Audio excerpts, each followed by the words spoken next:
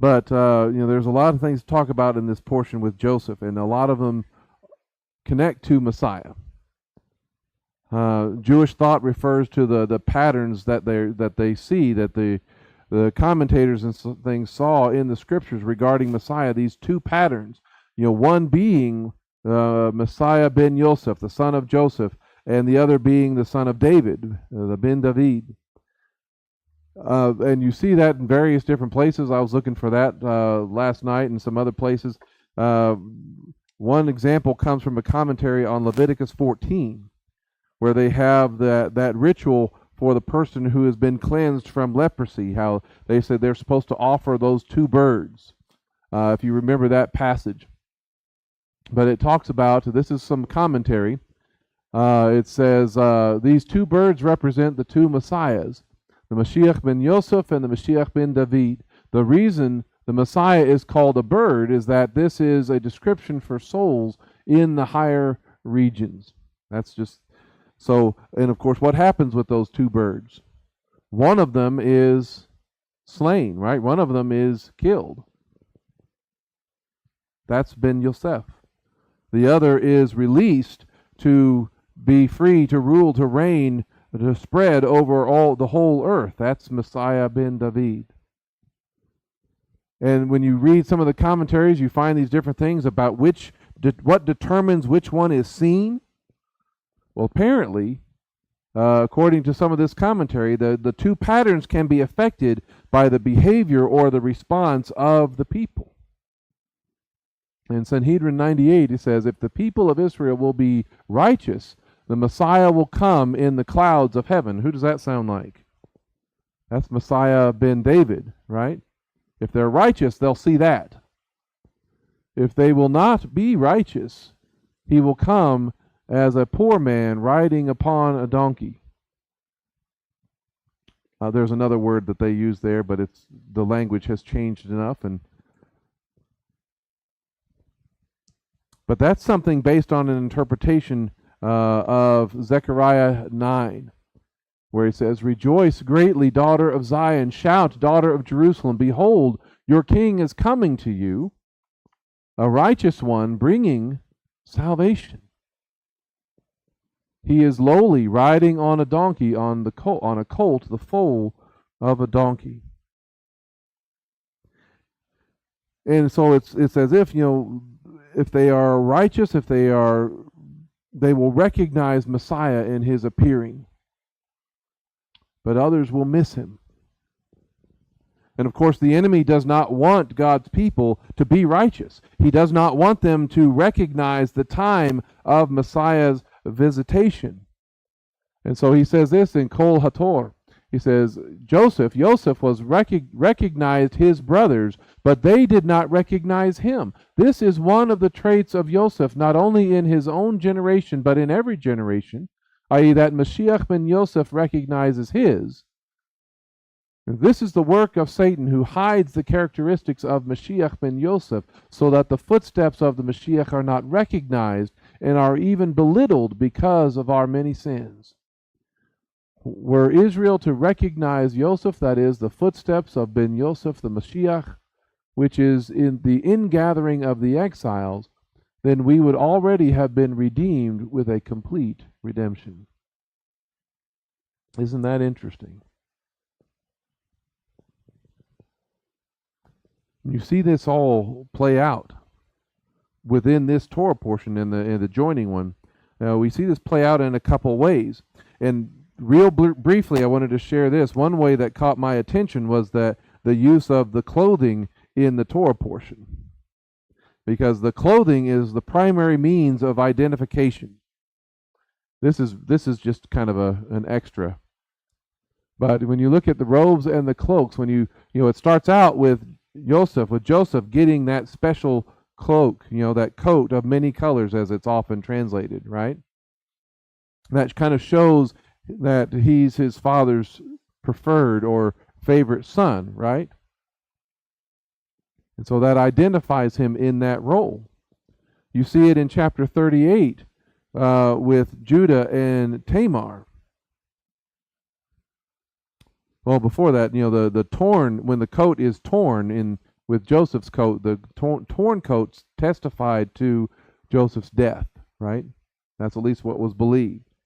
When you get to the next one with Judah's pledge in chapter 38, that's where Tamar, that whole account of him not giving his son to her.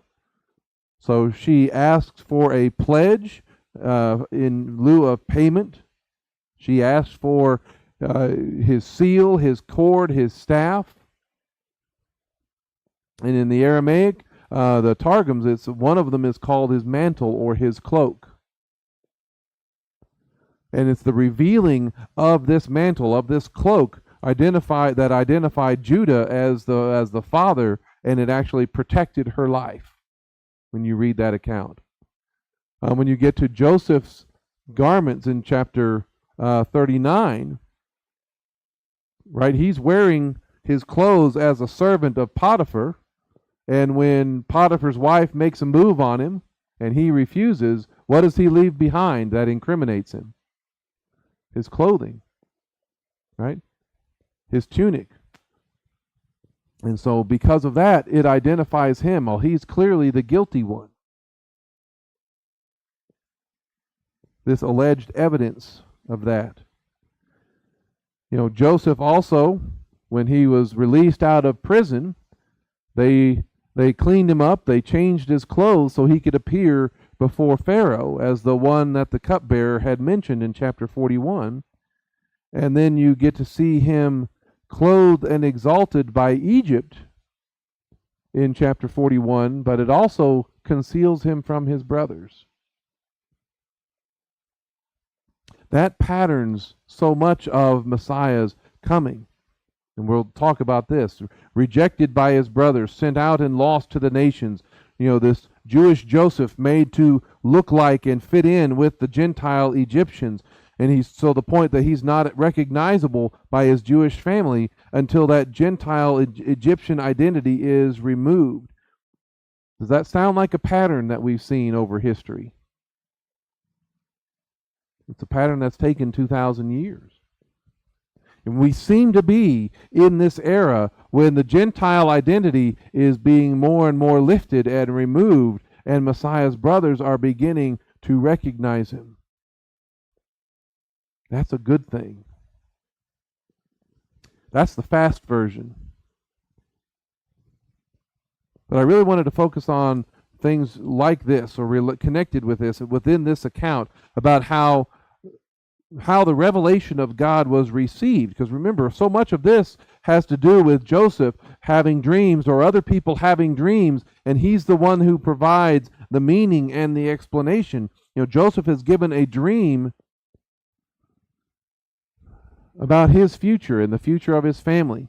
It says, Joseph dreamed a dream and told his brothers, and they hated him even more. He said to them, "Please listen to this dream I dreamed.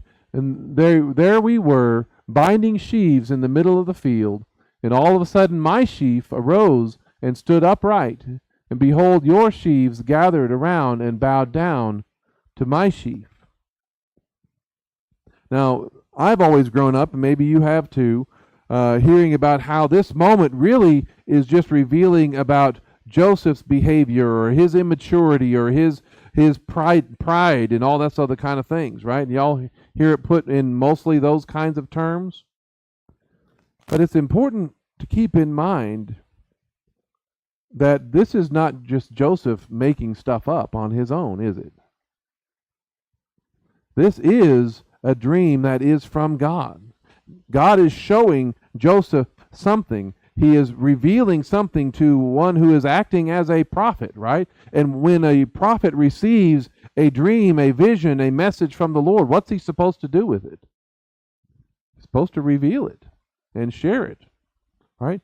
So this is a vision of the future, a vision fitting of Messiah ben Yosef. Joseph has this message from God that he's compelled to share with his family, but they don't like to hear it.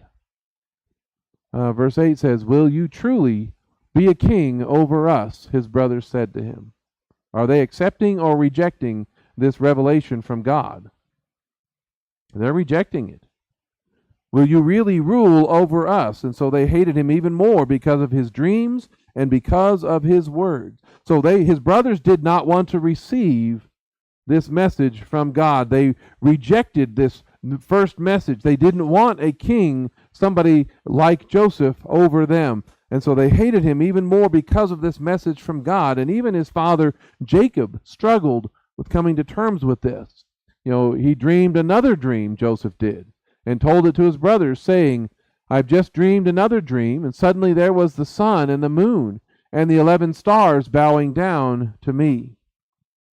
And he told it to his father as well and his brothers. Then his father rebuked him and said to him, What's this dream you have dreamed?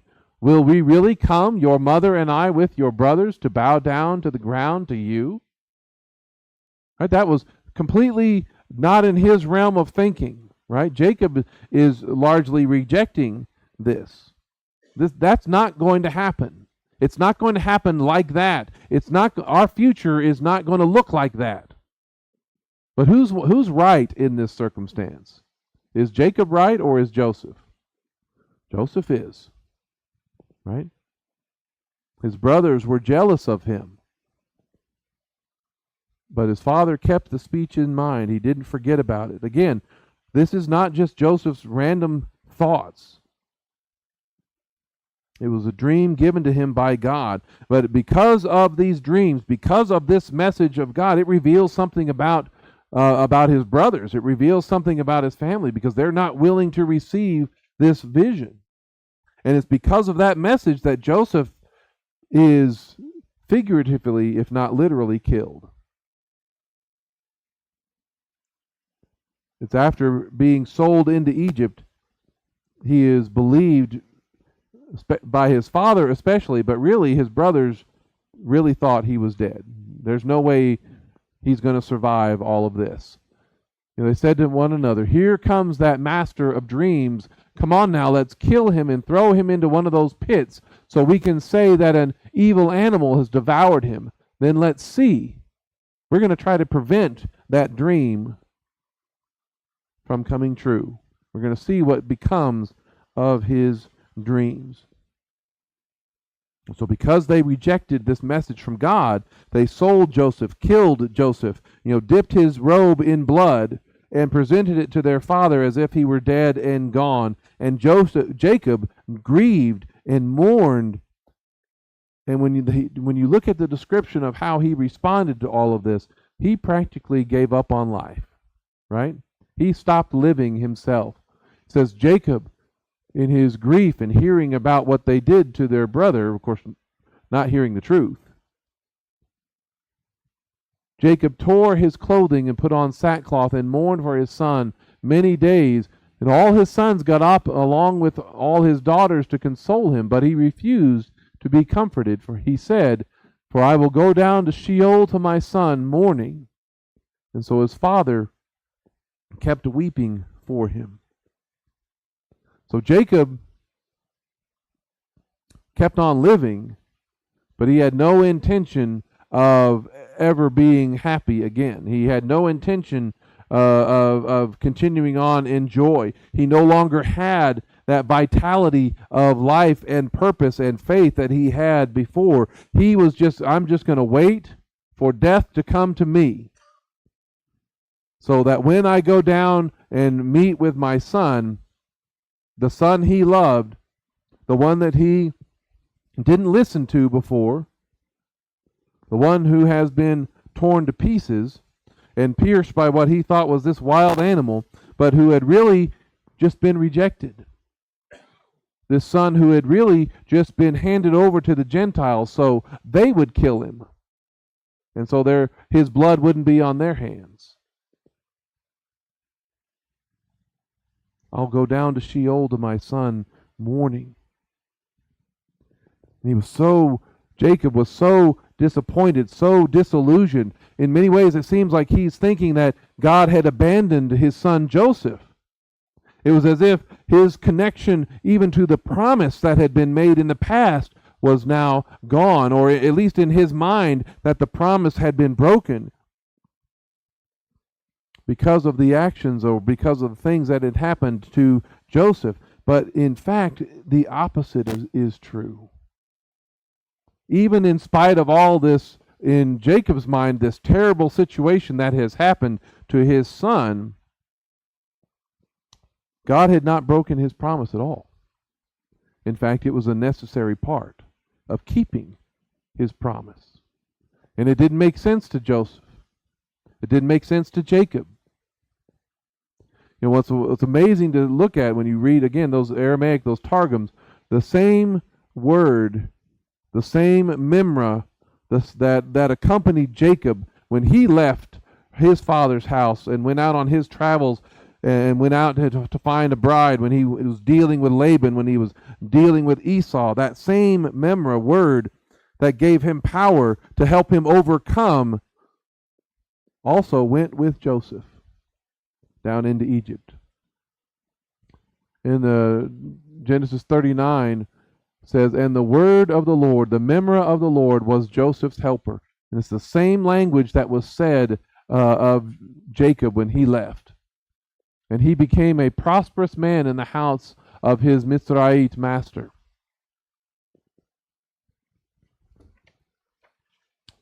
And it says, and the word, or the memra of the Lord, was Joseph's helper, and he became a Is that in there twice? That's not supposed to be like that. But it says that Joseph found favor in Potiphar's eyes, in his eyes, and he served him, and he appointed him superintendent over his house, and all that he had he delivered in his hands. And it was from the time he appointed him superintendent over his house and over all that he had, the Lord prospered the house of the Mitzrayite for the sake of the righteousness of Joseph. And the blessings of the Lord was on all that he had in the house and in the field. It goes on in verse 21 where he says, and the word, or the memra of the Lord, was Joseph's helper. This is when he's been thrown in prison. When Joseph had probably thought, the Lord has abandoned me.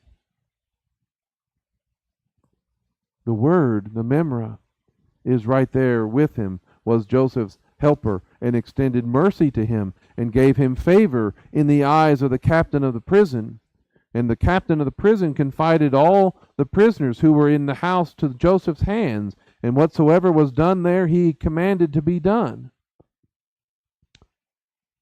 It was not needful for the captain of the prison to watch Joseph after the custom of all prisoners, because he saw that there was no fault in his hands, for the word of the Lord was his helper.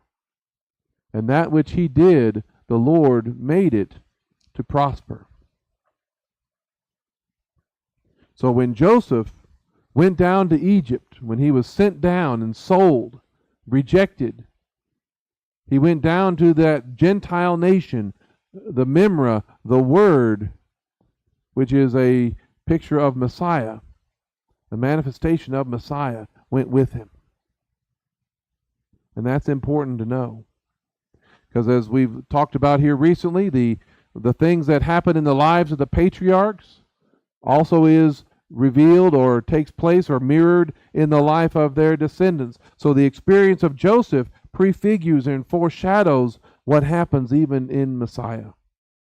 Because even out there among the nations, what happens? The blessing. Does the blessing go with him? Yes. Wherever he goes, wherever Joseph is put in, then that blessing is there, and it's the blessing of bless those, I will bless those who bless you, I will curse those who curse you. That's still acting, that's still in effect. So even there out among the nations, Joseph overcomes. He eventually gains power. He eventually begins to rule even over that Gentile nation of Egypt. And Egypt, who eventually, in turn, for a time, becomes a blessing for Israel, right? But first, Egypt has to hear the message from Joseph. Had to hear a message from God, just like his brothers did. So notice this pattern. Joseph's message went to the Jew first, didn't it? His brothers. And then it went to the Gentiles. It was their rejection of the message that opened the door for the Gentiles to receive it.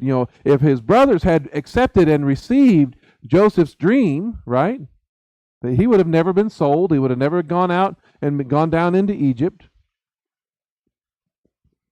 Does that sound like something Paul says? I say then, they did not stumble so as to fall, did they? May it never be. But by their false step, salvation has come to the Gentiles to provoke Israel to jealousy. Provoke to jealousy, to be there with the grace, the forgiveness, and the atonement that has been given to us in Messiah. Right? That's what is supposed to be provoking. When you look at what happened in Joseph's life with Pharaoh's dream and the 7 years of abundance, when the days of abundance had ended, right? That's parallels in a lot of ways what happened when the temple was destroyed. When that period of drought begins, when now that the temple is gone, the Passover lamb cannot be offered at the temple, when atonement cannot be found or provided at Yom Kippur, where are they going to go for those things? When the only place to find the food and the nourishment of Messiah is to go where? Go to Egypt. What did Egypt do with the message? Well, you can see several responses in all of this. In some ways, you can see these same responses. They play out throughout the history of Western civilization. Potiphar, he kind of accidentally stumbled upon Joseph, right? He didn't know what he was getting when he bought Joseph, did he? No. He receives Joseph, but mostly he appreciates the blessing that comes with him. It's like, hey man, I'll be happy to take this and have all of this blessing. But once Joseph refuses to bow to the seduction of Potiphar's wife, once he refuses to compromise on his values, his beliefs, and his practices, which is the Torah of God, he says, how can I do this wicked thing and sin against God? Once that accusation is made, what happens to Joseph then? He's cast aside. Once he would not compromise and do what all the other Gentiles were more than willing to do, he was cast aside. But then the jailer begins to experience the blessing of Joseph and elevates him to this position of influence. Again, it's because of the word, because of the Memra, the Messiah that was with him. And then comes the cupbearer and the baker. They were put in prison because they wasn't sure which one was responsible for this conspiracy against Pharaoh in his life. And they put them in Joseph's care.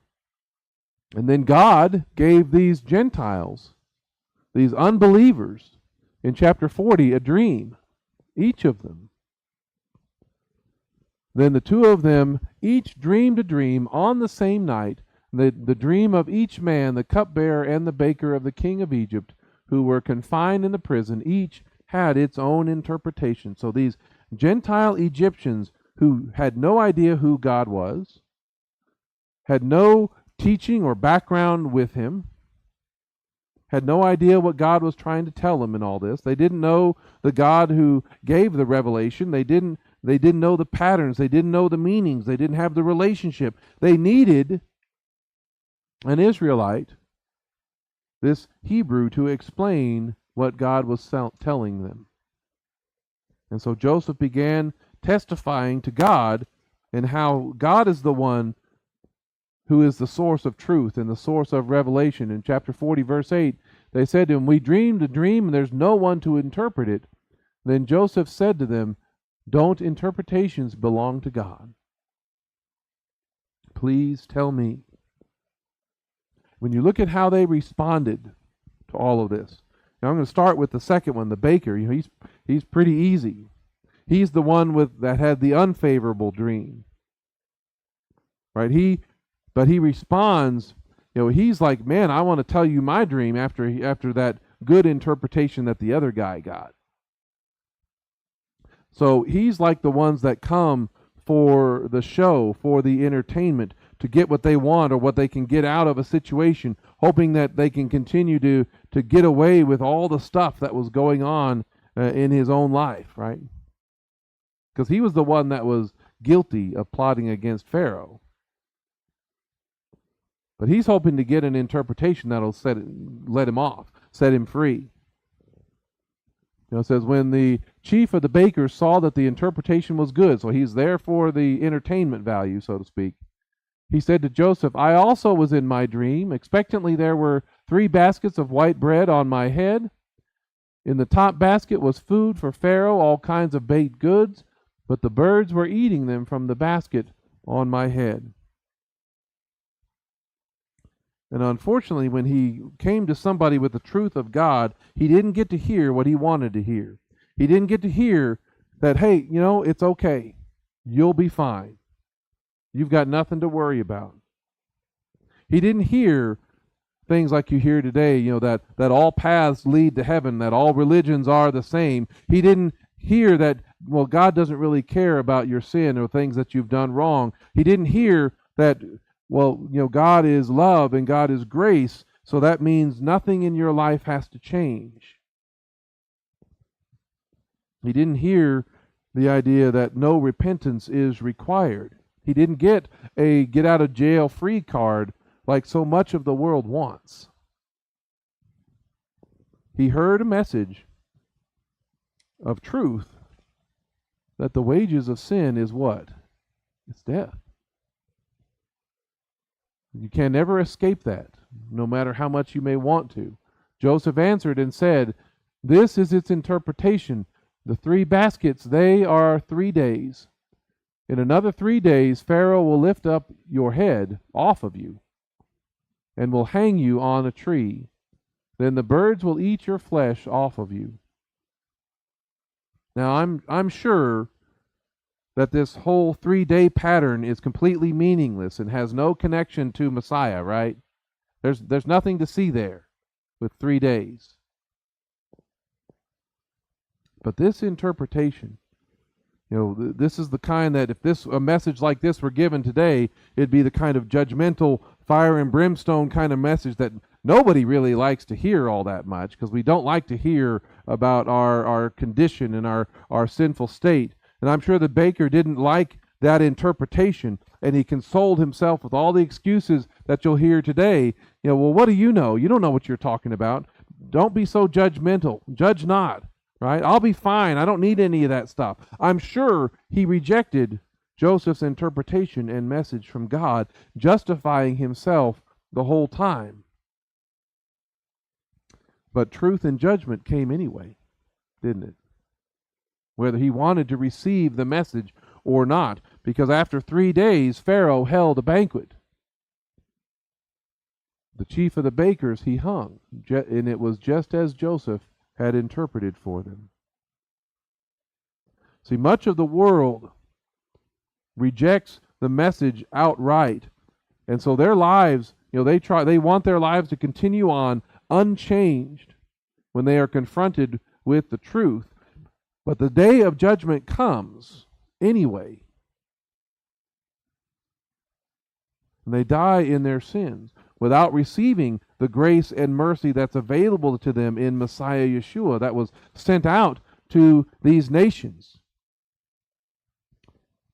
That's how most of them respond.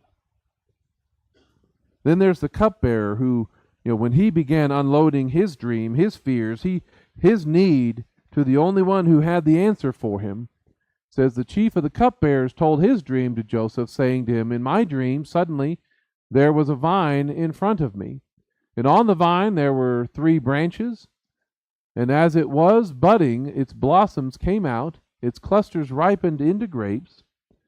Pharaoh's cup was in my hand, and I took the grapes, pressed them into Pharaoh's cup, and put the cup in Pharaoh's palm. And God gave Joseph, again, through the presence and ministry of the word, of the memory that's there with him, gave him the meaning of what God was trying to say. He says, this is the interpretation. Joseph said to him, the 3 branches, they are 3 days. In another 3 days, Pharaoh will lift up your head and restore you to your position. Then you'll put Pharaoh's cup in his hand, just as you used to do before when you were his cupbearer. So the cupbearer, he has a favorable interpretation of all of this.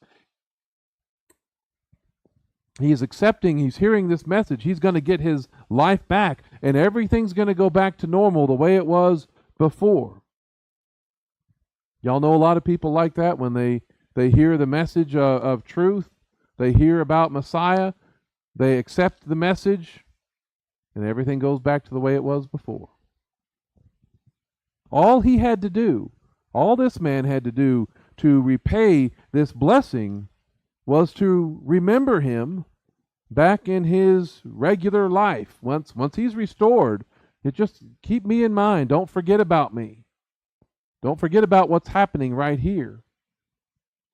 Joseph told him, said, if you remember me, that I was with you when it goes well with you, please show me kindness and mention me to Pharaoh and get me out of this house, for I was forcibly kidnapped from the land of the Hebrews, and even here I have done nothing at all that they should put me in this pit. He ends up in a pit twice.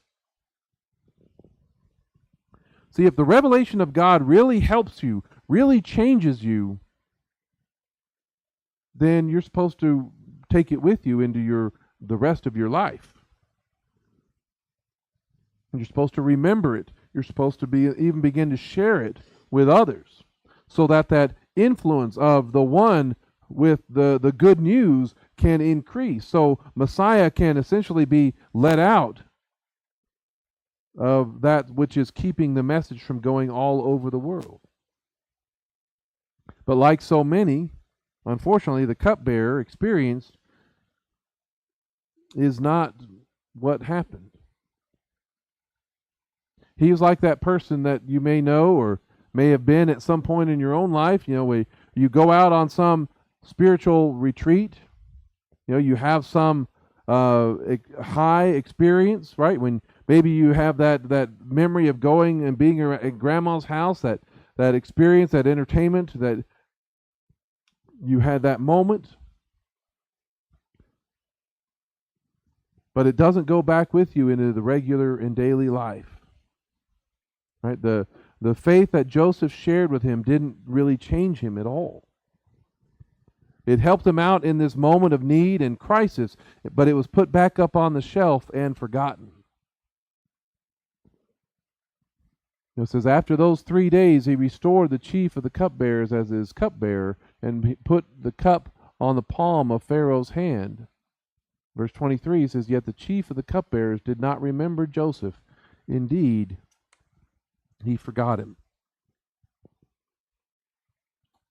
And again, that's another pattern. So many respond to the revelation of God, accept it, like it, rejoice in the moment, but just go back to doing what they were doing before without any changes.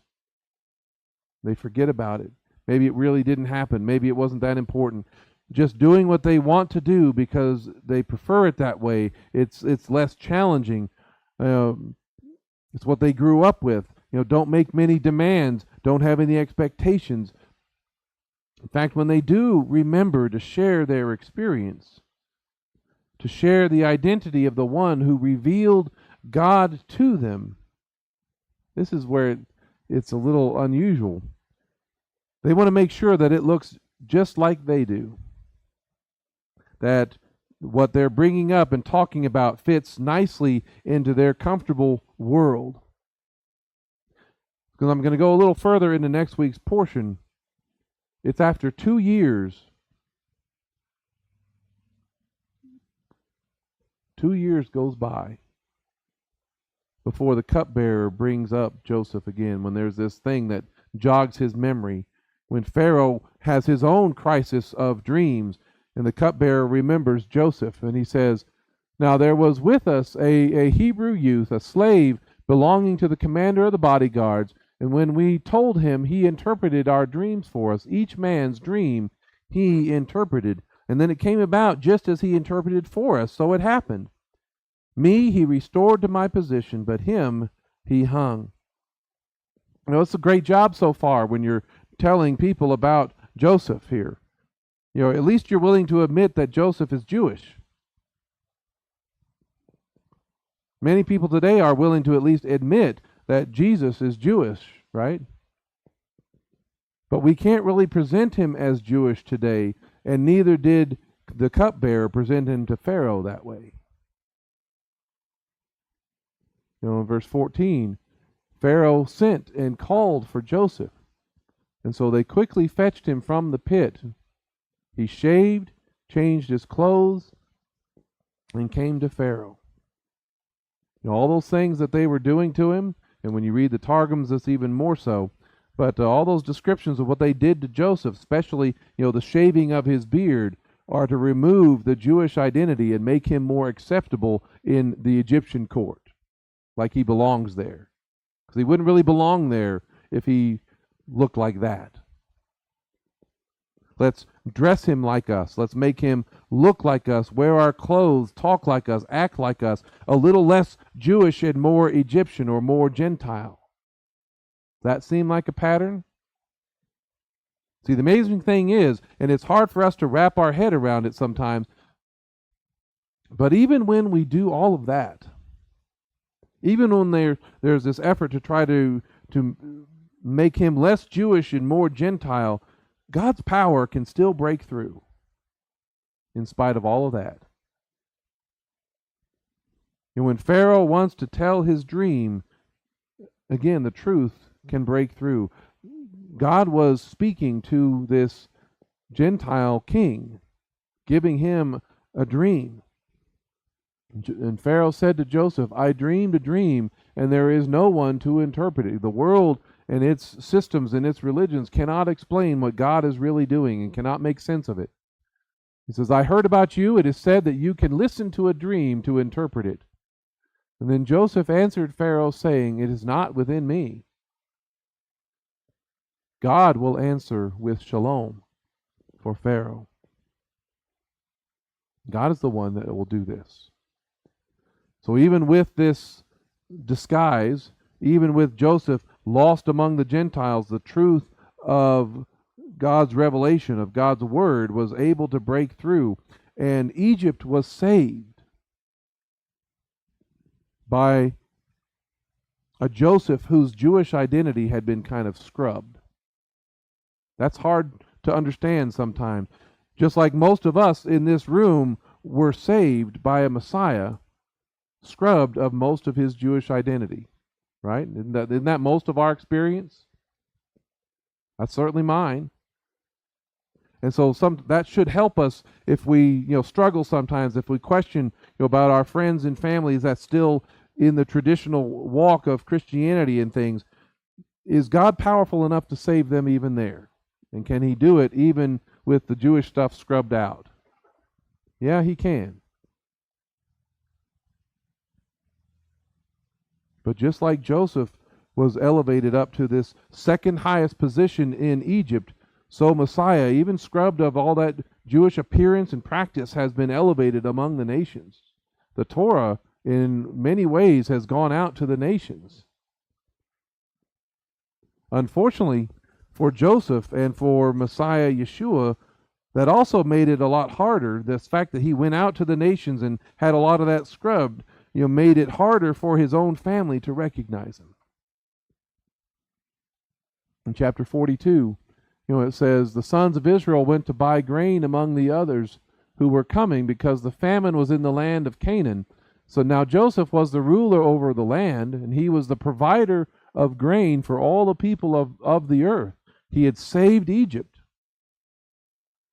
And then Joseph's brothers came and bowed down to him with faces to the ground. That dream was being fulfilled. When Joseph saw his brothers, he recognized them. He knew exactly who they were. But he made himself unrecognizable to them. Then he spoke harshly and said to them, where have you come from? From the land of Canaan, they said, to buy grain. as food. In verse 8, so though Joseph recognized his brothers, they could not recognize him.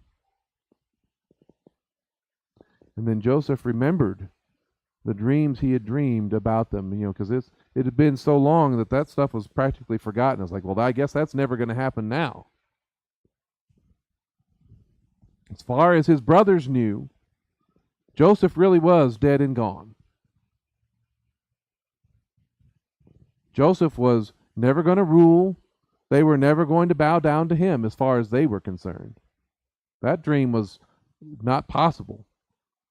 And all that Egyptian garb, all that Egyptian practice wouldn't even let them consider the possibility that he's sitting right in front of them. Yeshua really isn't the Messiah. He's clearly not the one. I mean, look at what the Gentiles have made him into. He doesn't look anything like us. It's an entirely new and different religion. It's much more Gentile than it is Torah. I mean, if there's any kind of common excuse for all of this, it's the common excuse of, I won't believe in him because he's not one of us.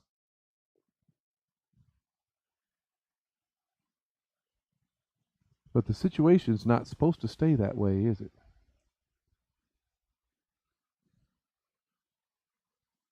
At some point, that dream and that prophecy is going to be fulfilled because God is the one that spoke it. At some point, the brothers, even Jacob, must embrace Joseph and recognize the salvation that he provides for them. And the best way to make that happen is the best way for them to finally realize who it is that has that they are bowing before, who it is that has brought about their salvation, is the removal of all those things that hide Joseph's identity as an Egyptian. You get to chapter 45. It says, now Joseph could no longer restrain himself in front of all those who were standing by him, so he cried out, get everyone away from me. So no one stood with him when Joseph made himself known to his brothers. He gave his voice to weeping, so that the Egyptians heard and Pharaoh's household heard. What do you think he started taking off in front of his brothers? All that jewelry, all that the head things that the Egyptians would wear that signify his position and his status. All those things that dressing like the Egyptian, right? It says Joseph's, but even then, as he's doing all of that, his brothers can't even consider it. They can't even fathom it. Joseph said to his brothers, I am Joseph, and is my father still alive?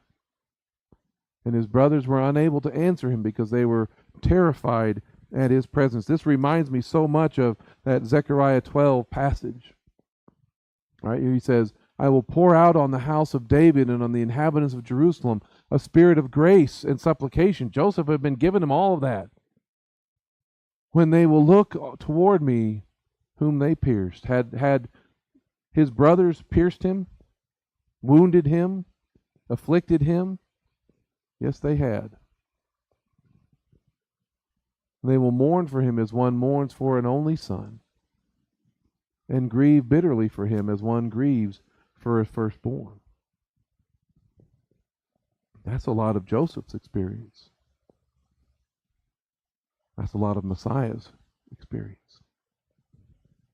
In all of this reaction of grief and mourning, even fear, all Joseph wants to do is do what?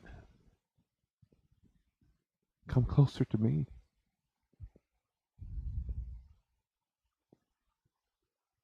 Don't be at such a distance. Come. Let me gather you together under my wings. Be willing to come under my wings. That's the same is true for Messiah, for Yeshua.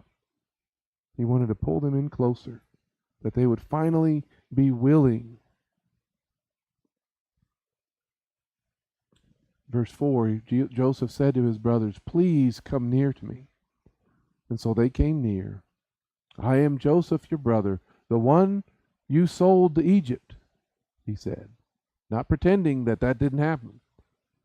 So now do not be grieved, And don't be angry in your own eyes that you sold me here, since it was for preserving life that God sent me here before you. For there has been 2 years of famine in the land, and there will be 5 more years yet with no plowing or harvesting. But God sent me ahead of you to ensure a remnant in the land and to keep you alive for a great escape, a deliverance, a redemption. So now it wasn't you. You didn't send me here. You didn't make this happen, but God. And he made me as a father even to Pharaoh, lord over his whole house, and ruler over the entire land of Egypt. Their brother, who was effectively dead for all practical purposes by their own hand, has been brought back to life before their eyes. And he is the one who is their salvation. They have a hard time believing that God would ever do something like that he would ever work and act like that, because that doesn't fit the profile or what they think it should be, that God would arrange their redemption through suffering and then being sent out unto the nations. And even Jacob has a hard time accepting it. He says, they went up from Egypt and they came to the land of Canaan, to Jacob their father, and they told him, saying, Joseph is still alive, and he is ruler over the whole land of Egypt. And he probably would have first thought would have been, you guys are nuts. His heart went numb, for he did not believe them. How could that be possible? How can it be that Joseph, who is dead, who was lost to us, he's gone? How can he be alive? How can Yeshua be the Messiah? He died. He didn't fulfill all the messianic prophecies. He was turned into an Egyptian, a Gentile. Look how badly they've treated us in his name. And yet what once was lost has now been found. What once was dead, behold, now he is alive. And in hearing the revelation about Joseph, even Jacob was brought back to life. They told him all of Joseph's words that he had told them. And when he saw the wagons that Joseph had sent to pick him up, the spirit of their father Jacob revived. And then Israel said, enough, my son Joseph is still alive. He believed without even seeing. And I must go and see him before I die. The spirit of Jacob revived, is quickened, restored to life. It's from the word chaya, where we get the word chai, which means what? Life. Or chaim, which to life, right? That's the word that's describing Jacob, where his spirit of their father Jacob revived. The Greek word in the Septuagint is talking about a rekindling of a fire. That his fire had essentially about gone out. But now that he heard this news, it's been reawakened.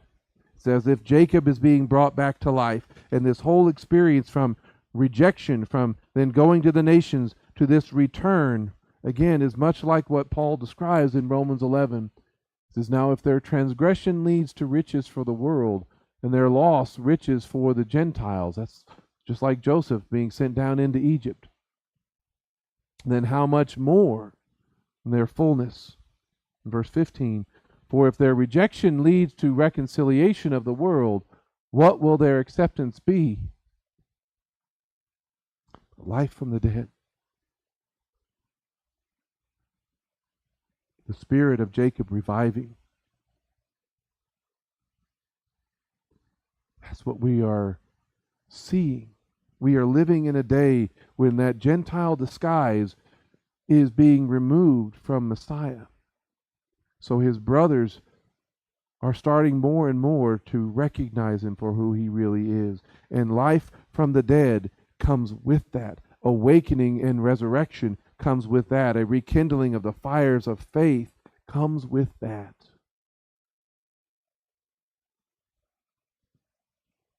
I know what's happened in my own life. May it happen soon. Amen.